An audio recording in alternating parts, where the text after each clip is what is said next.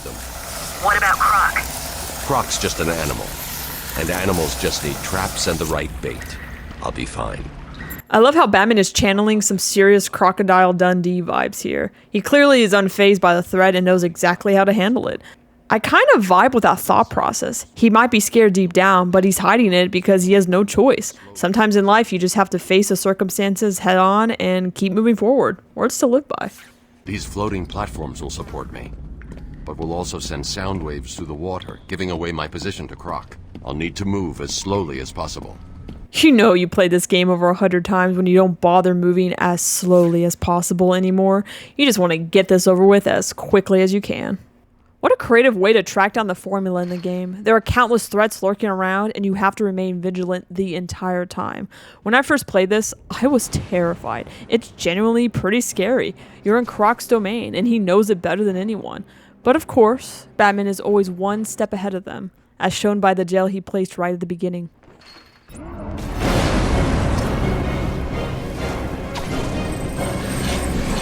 I also love how simple the takedown is. Just throw a batarang at the collar and it shocks him just enough to bring him down for a bit. It's so simple yet clever because, in a way, it's like a mini boss fight where you have to keep him in check the entire time. Also, thank goodness Batman always has 100% accuracy with his aim. If he was John Doe and Batman the enemy within, he would be dead by now. I have your savior.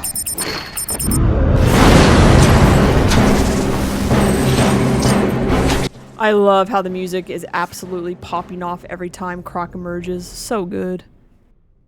I also love the indicator on the flask, showing how many more you need to find. It's such a little detail that adds a lot to the experience. It's kind of cool how you can briefly see Croc's skeleton on the scanner as he falls into the water.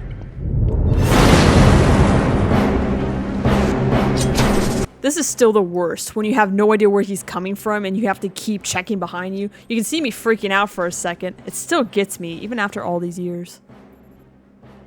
Nice detail here. Batman already has his batarang drawn as soon as he hears Croc's voice. Also, does Croc know why Batman is down here? Did Poison Ivy send him a messenger plant to clue him in? It's odd how he saves this platform for Batman instead of just bringing it down like the others. I've always wondered about that. I love how you can briefly see Croc emerge from the water here. It makes the moment so much more intense. I will feast on your bones. This is the first time I've noticed this in the playthrough. There's this green light in the water every time Croc speaks and then he emerges. I'm not sure if this is a glitch or some environmental storytelling hinting that he's getting closer since the light matches the one on Croc's collar. Oracle, I'm getting out of here. What about Croc? He won't be a problem. Oracle literally asked this 5 minutes ago. Is she just giving Batman a friendly reminder, or is she really that worried about him? Feels like a bit of clunky writing here. You can't run from me. I love how Batman pauses to watch for a solid moment before starting to run. Guess he wanted to add some dramatic flair while fleeing for his life.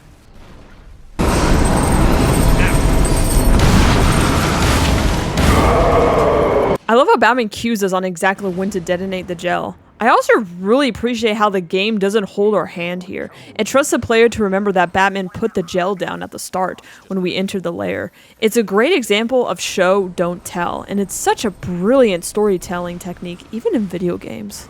I will find you. Ooh, chills every time I hear that line from Croc and how it echoes through the sewers. It's also a clever way to let us know Croc is still alive because, honestly, we had no idea where that pit would have taken him. Batman definitely got lucky here.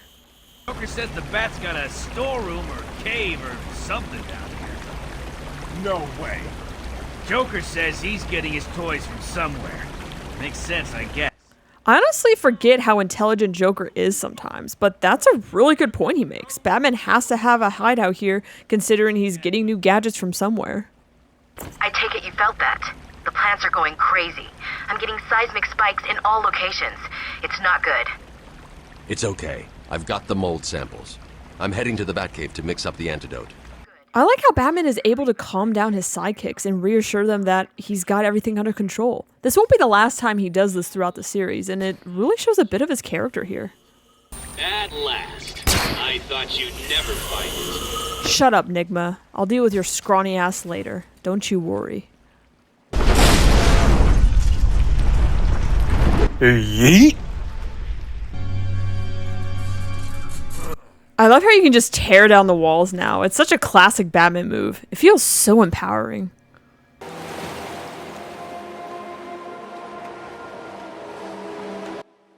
I've always loved this little segment. It shows off gliding really well, and it feels like it's a nice warm-up for Arkham City. Oracle, we've got another problem. What now? Two-Face? Riddler? Some kind of giant Joker robot? Unfortunately, nothing that simple. Well, Batman does deal with Two-Face later on that night, as we hear on the radio. Stay safe, Jim. Meanwhile, we're already dealing with the Riddler, which I'm surprised she doesn't acknowledge since he did hack into Batman's comms. And the giant Joker robot thing, that's for the future for Terry and Batman Beyond, most likely. My mom lives down by the dock. I know. Everyone knows. Don't you talk about her. I'll kill you, you understand? He's just messing. Joker says this stuff don't do nothing bad. I can't believe a word he says. Have you seen what that Titan stuff does to people? It turns them into monsters. But my mom, it'll be an improvement. It's really interesting to see the henchmen show a bit of humility here. It's rare, but it does occasionally happen throughout the series. Don't hurt him. Shoot to kill. I'd never do anything else. That's not what I heard. What are you talking about? I'm the best shot you got. Everyone knows that. Yeah, whatever. I obviously didn't get the email. Deadshot? Is that you?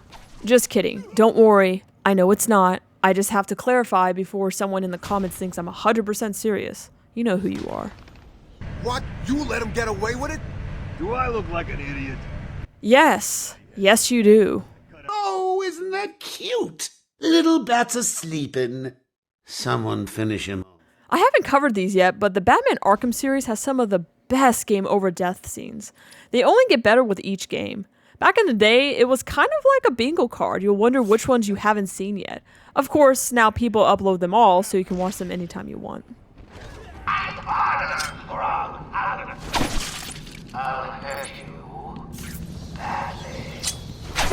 Why does he sound so seductive there? Like, calm down, Joker. This isn't that kind of game.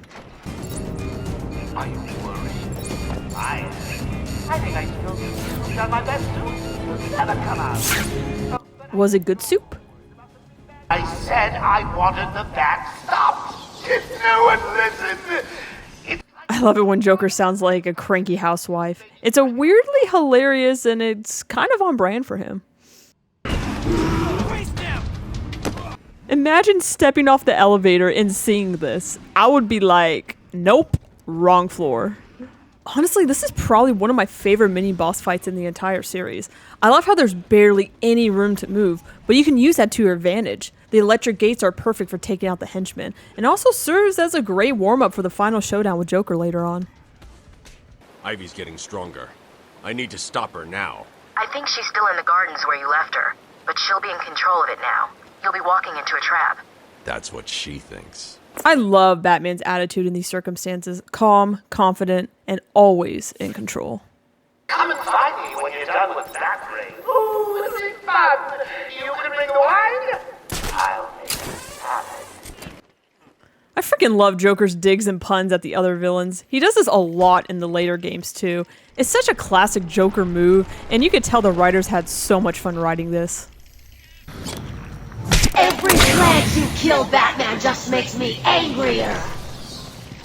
And it makes us care even less. I've got myself a little security Batman. I love how she uses some of the guards as her security. It's a nice change of pace from Joker's usual henchmen. Also, this guard right here is Officer North, the same one we saw talking to the Warden in the beginning. And it won't be the last time we will see him in this series. I won't let you destroy it, Batman. I told you to go to your cell. Did Batman really think she was going to listen to him? I'm genuinely curious. I have no idea.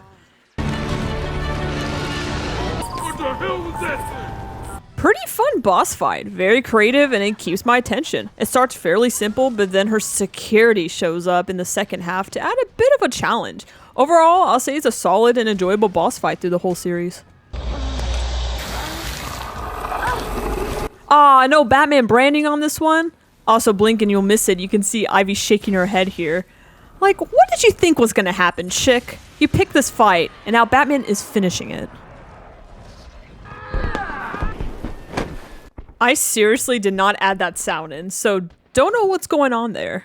It's been a long, hard night, but good news. The party's about to start. Mark Hamill is having way too much fun here, and I'm absolutely loving it.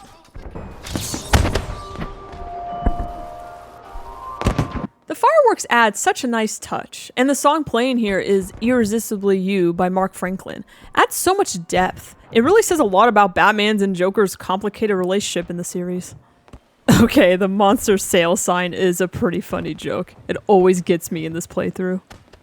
Guest list only. If your name's not on the list, you ain't going in. Bane. Ah!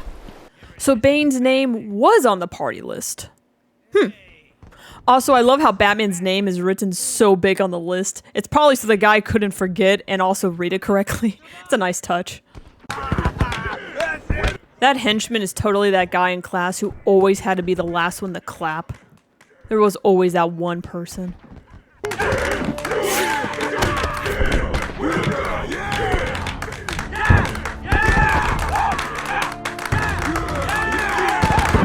You all knew that was gonna happen. Come on.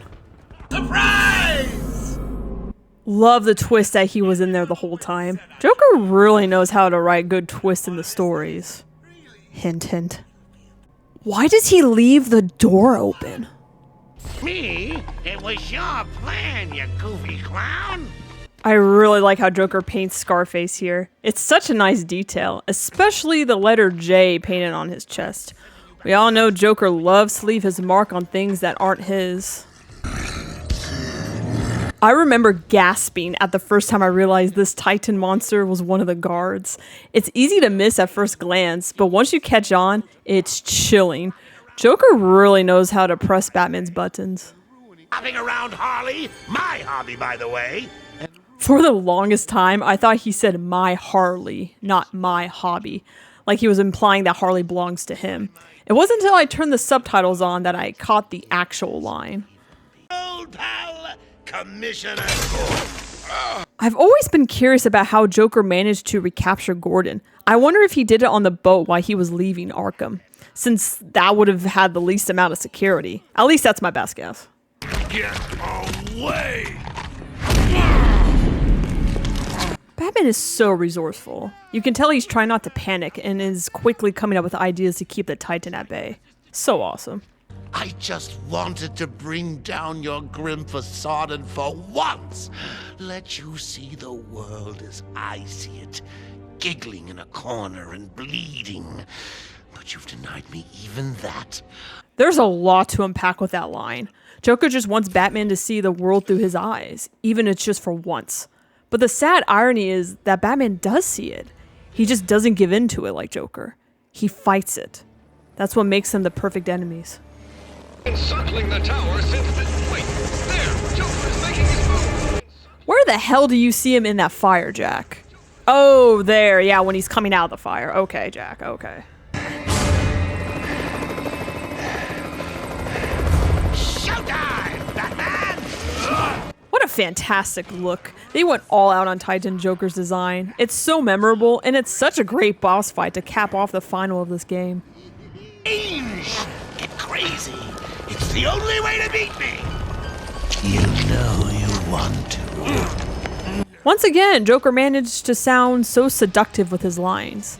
Maybe it is that type of game. Kidding. Never. You wasted the antidote on yourself. And it won't be the last time. Maybe it's a bit of foreshadowing for Arkham City, with Batman taking the antidote once again, while the Joker sadly doesn't. I don't know why, but Joker gives me serious Hades vibes here when he points at Gordon like that. It must be the creepy long fingers. Do I even have to say it? This is one of the best boss fights in the entire series. The stakes are high, there's so much chaos around you, and yet all you can focus on is Joker. It's brilliant because at first, you're not entirely sure what to do until you remember of the Ultra Batclaw you have. You might have forgotten about it since it's barely been used. Such an epic finale. I can take it. I can take anything you throw at me, Bats. Except when you want to give me the antidote later when you try to save my life in Arkham City. Do it! Aw, not the gel. Kind of like how the explosive gel is the tool we use to give the final blow, since it was our first gadget we get in the game. Ready for the next round? Always. What? I'll never let you win. Never. That line is probably my favorite in the entire series, because it echoes so perfectly throughout the rest of the games. Batman will never let Joker win, no matter what. And the venom-enhanced inmates are returning to normal. So this brings up a question. Do the inmates who have Titan in their blood die like Joker does in City? Or do they miraculously survive like most of the people Joker poisons in City? I've always wondered about this. I love that cheeky smile Gordon gives. It just feels so rewarding. One of my favorite memories from playing this back in the day was arguing with my older brother about who we saw at the end credits. He swore he saw Croc, while I was convinced I saw Bane, when we finally finished the game together and we both saw Scarecrow. And we flipped out. Then we looked it up online and realized there's actually 3 different endings. Good times. Have to admit, I didn't see this coming when I first played it. I mean, I guess it was Warden sharp by the voice acting, but the creepy writing on the ground, now that was a total surprise. It's a clear indication that he is not doing well mentally. Honestly, I'm surprised nobody brought this up during his ad campaign. Seriously, this is some blackmail material right here. Please.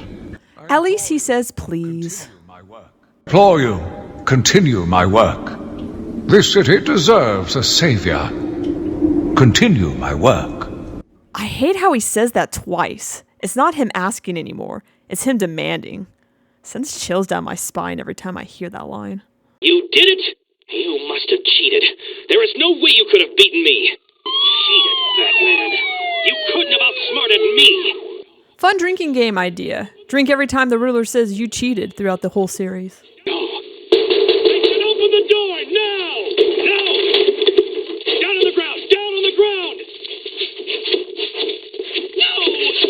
If you listen closely, you can hear the Riddler saying no 3 times. Like he's slowly realizing the trouble he's in. Tell me, how did you work out where I was? Do you hear me? I, Edward Nigma, It will never not get old taking down the Riddler. And once again, I have to praise Wally Wingert's voice acting. By far my favorite voice actor in the entire Arkham series. I'll highlight more in the future games, but just wanted to give him more kudos here, because he well deserves it. And I couldn't finish this game without mentioning one of the best Easter eggs, and personally my favorite one. The Warden's back room with the plans for Arkham City. What an incredible hidden detail that gets players hyped for the next game. Final thoughts on this game, it's pretty amazing. Like I've said before, Arkham Asylum was the gateway into the world of video games. And I've played this game so many times that even the loading screens is probably rolling its eyes at me. For a game that's turning 15 this year, it's incredible on how well it still holds up and how much it still has to offer. Even on this recent playthrough, I'm still discovering new details I never noticed before. Arkham Asylum really sets the groundwork for the future of the series, and I think it did an outstanding job doing so. This game will always hold a special place in my heart, not just from the groundbreaking it was, but for how it shaped my love for video games. It's a classic that I'll never get tired of revisiting, and I can't wait to dive into the next game in the series, Arkham City, and explore how they built the solid foundation laid by Arkham Asylum. Also, I know a lot of you have been asking about the interview tapes, and I definitely plan to cover them. I'm still debating whether I should dive into them before starting Arkham City or save them for a later time. I'd love to hear your thoughts on that. Let me know in the comments what you think I should do. What was your favorite moment or detail in Arkham Asylum? Let me know in the comments. And if you enjoyed this video, don't forget to hit that like button. And if you want to be more involved in the community, I post regularly on the community tab about comic book lore, fun polls, and so much more. So make sure you hit that bell icon so you don't miss out. And also, join the Bat family by subscribing. Us nerds need to stick together. Thank you so much for joining me on this Arkham Asylum journey. Your support and love for the series makes me revisiting these games even more special, and I truly appreciate every one of you. Don't worry, we're just getting started. There's so much more to explore in the Arkham series, and I can't wait to dive into all the detail with you. And if you haven't already, be sure to check out parts 1 and 2 of the series. I'll link them right here for you, and once again, thank you so much for watching, and I'll see you in Arkham City.